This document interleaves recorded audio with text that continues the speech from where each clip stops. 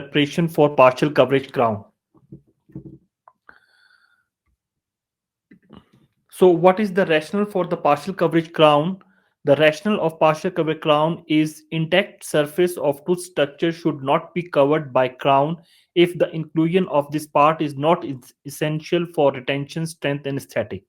So, basically, in partial coverage crown, we only cover the four surfaces of the tooth. There are five surfaces of the tooth like buccal, lingual, mesial, distal, and occlusal surface. So there are five surfaces of the tooth.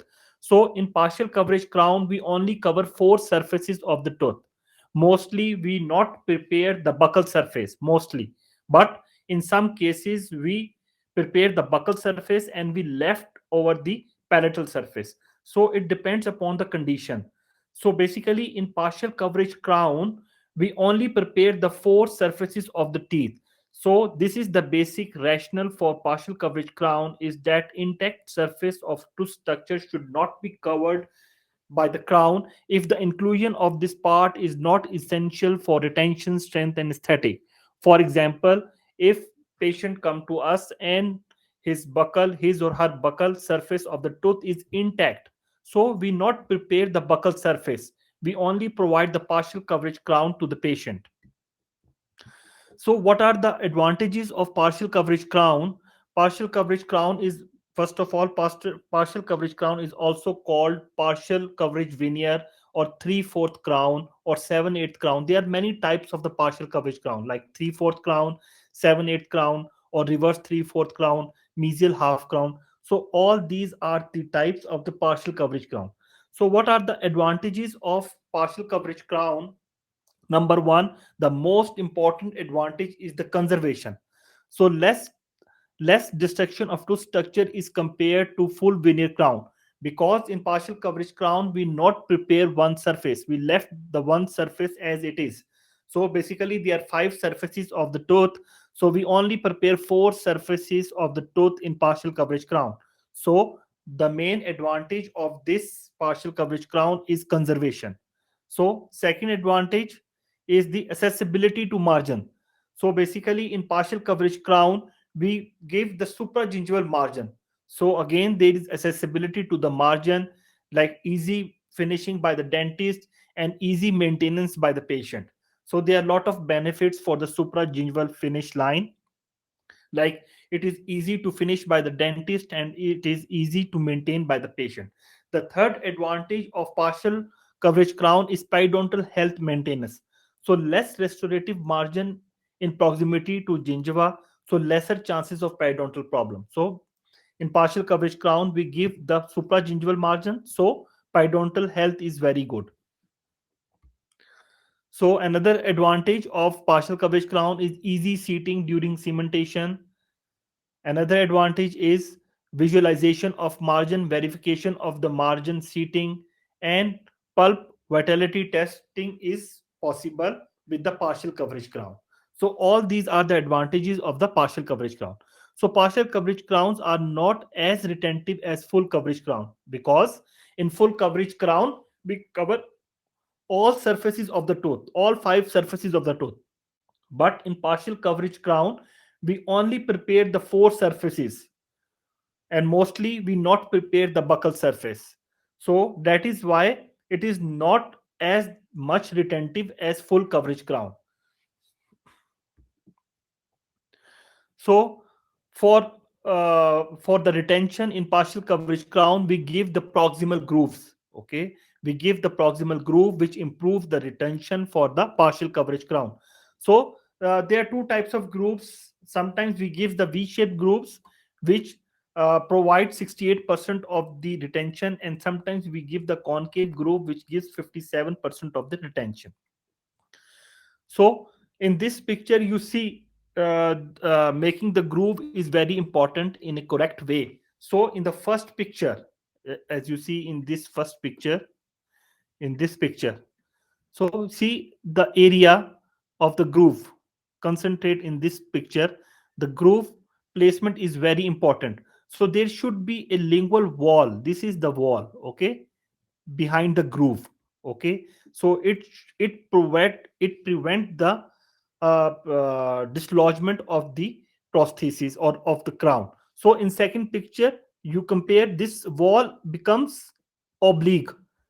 Okay, in picture B, this wall become oblique and it provide less retention and resistance. Okay, so sometimes in picture C, you see there are some chances of the breakage of the enamel. Okay, you see in this picture. So that is why we will provide the proximal flare. And in this picture D, you see if you provide the groove in the more lingual position, it will not provide retention. Okay, and it will damage a tooth as well. Okay, because when you go more lingual, there are more chances to damage the pulp area. Okay, so these are the important points. So always give the proximal groove anteriorly in the contact area position. Okay, and the posterior wall of the groove should prevent the uh, uh, down should provide the downward movement of the prosthesis. If you make a posterior wall of the groove oblique, as you see in the picture B, so it will not provide retention to your crown. So now comes the maxillary posterior 3/4 crown or 3/4 crown. We will discuss in detail how we will prepare. So the thing is, we made a partial coverage crown or 3/4 crown in a metal. So the facial surface is left uncovered, facial or the buccal surface, if it is intact. So we not include this surface in the preparation, in the tooth preparation. So most commonly we follow this, and occlusal finish line terminates at the occlusofacial line angles, preferable for patients who have moderate aesthetic demands and might not satisfy a patient who has high aesthetic concerns. So first step, we start with the occlusal reduction for the partial coverage crown. First of all, we reduce the occlusal surface with the help of the rounded tapered diamond burr. So placing depth orientation grooves, zero point 0.5 depth orientation grooves at a facio occlusal line angles. Then you have to reduce 1.5 millimeter occlusal clearance on the functional cusp and 1 millimeter on the non-functional cusp. So maintains the occlusal geometry. When you reduce the occlusal surface, follow the anatomy of the occlusal surface, and you have to reduce the occlusal surface with a planar occlusal reduction. Don't make it flat. So decreasing the depth at a facio-occlusal line angle to minimize the metal display. So the first step is the occlusal reduction. First of all, we place the depth orientation groove of 0.5 millimeter depth. Then we reduce the occlusal surface. Functional cusp 1.5 millimeter, non-functional cusp 1 millimeter, with the help of the rounded tapered diamond bar. So when you finish with the occlusal reduction, planar occlusal reduction, and when you reduce the occlusal surface, always follow the anatomy of the occlusal surface. That is called planar occlusal reduction. So when you have done with the planar occlusal reduction, then the second step is to provide the functional cusp bevel. So now you are preparing the partial coverage crown on the maxillary premolar tooth. So the functional cusp are the palatal cusp. So in this picture, as you see, we'll provide the functional cusp bevel on the palatal cusp. This is the functional cusp bevel. So with the same bar, round and tapered diamond bar placed at a 45-degree to the long axis of the tooth, 3 to 5 depth orientation grooves may be placed and make space for a metal on a lingual facing incline and the lingual cusp. So when you have done with the planar occlusal reduction, when you have done with the functional cusp bevel, then you start reducing the lingual surface. So in this partial coverage crown, the finish line is chamfer finish line, because we are making the partial coverage crown in all metal. So the finish line is chamfer finish line. So we are using the torpedo bar to reduce the lingual surface and to produce the chamfer finish line. So, smooth continuous transition should be made from lingual to proximal surface with no sharp angles, care taken to avoid nicking of the adjacent teeth. So, you have to reduce the palatal surface, mesial and distal surface 1 millimeter, and you have to give the chamfer finish line. So, one, so now up till First step is to reduce the occlusal surface. When you have done with the planar occlusal reduction, when you have done with the functional cusp bevel, when you have done with the lingual reduction 1 millimeter with the torpedo bar, then proximal reduction. So the first step to break the contact, if adjacent teeth are present, first of all break the contact with the needle bar, short needle bar, and then you start reducing the mesial and the distal surface 1 millimeter and provide the chamfer finish line with the help of the torpedo bar. So in this picture, you see the axial reduction, smooth, even axial wall with the help of the torpedo bar, because you have to give the chamfer finish line. So now when you have done with the planar occlusal reduction, functional cusp bevel, lingual surface reduction, mesial and distal surface reduction, and formation of the chamfer finish line, then you start producing the special features for the partial coverage crown. So I have told you in the demonstration as well that there are four special features which we will incorporate in the partial veneer crown. Number one, proximal groove. Number two, proximal flare. Number three, the occlusal offset and the occlusal bevel. Number four is occlusal bevel. So for proximal groove, so before making the proximal groove, first of all, mark it with the pencil. Okay, mark it with the pencil on the both surfaces, so that you have to able to make the grooves on the same level, on the same place on both sides. So can be drawn with a sharp pencil. Burr should be aligned parallel to the long axis of the tooth. Groove should extend 0.5 millimeter occlusal to the finish line. So this is very important point. As you see in this picture, your this groove is finished. So groove is finished. Proximal groove is finished 0.5 millimeter above the finish line. So this is very important point. So should be placed as facial as possible without undermining the facial surface, and prepared first in inaccessible areas. So in this picture, you see this is the step-by-step procedure for making the groove.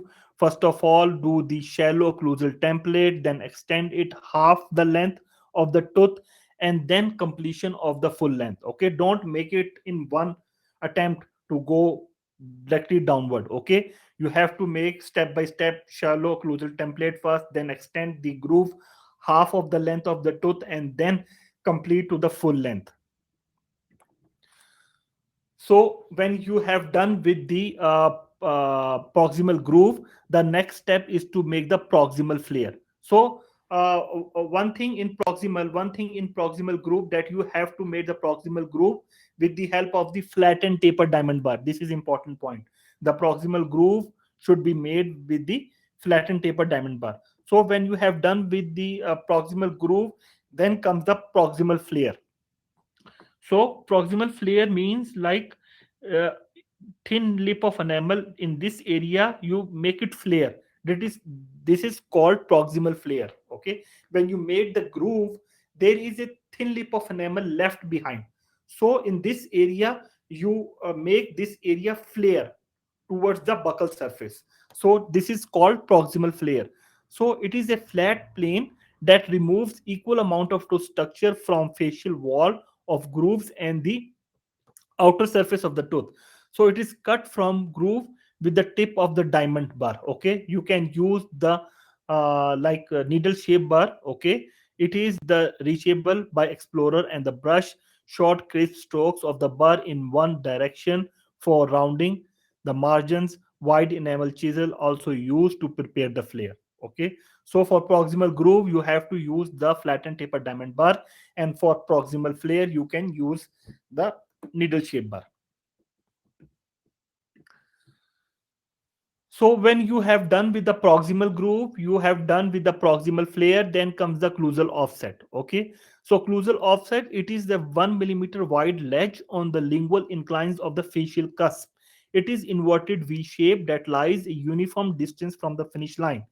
So what is the function for occlusal offset? That it provides space for truss of metal. Okay, bulk of metal, and it also provides structural durability. So trying grooves together to reinforce and rounding the sharp corners. So when you have done with the proximal groove, proximal flare, occlusal offset, then in the end you have to do the facial bevel or occlusal bevel. Okay, when you are making the occlusal offset, the buccal cusp becomes sharp. So for that, we will provide the facial bevel or occlusal bevel. So 0.5 millimeter bevel is placed along the facial occlusal finish line perpendicular to the path of insertion, rounds off the mesial and the distal corners and blend into the proximal flare.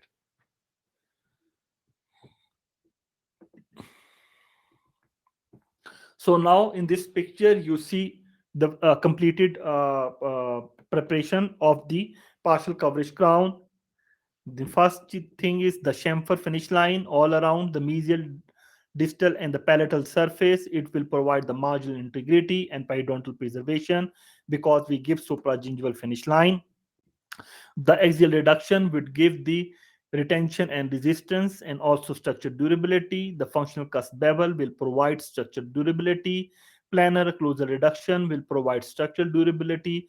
Occlusal offset also provide the structural durability. The facial bevel provides the marginal integrity. The proximal flare also provide the marginal integrity, and the proximal groove will provide retention resistance and also structure durability. So now there are some variations for the partial coverage crown. Like uh, the variations are like three-fourth crown preparation on maxillary molar with proximal boxes. Okay, instead of proximal groove, sometimes we make a proximal box. So proximal box are more retentive. Box cause more removal of the tooth structure, and it's only recommended in case of proximal caries. If there's some proximal caries is present, then we will make a proximal groove instead of we make a proximal boxes instead of proximal grooves.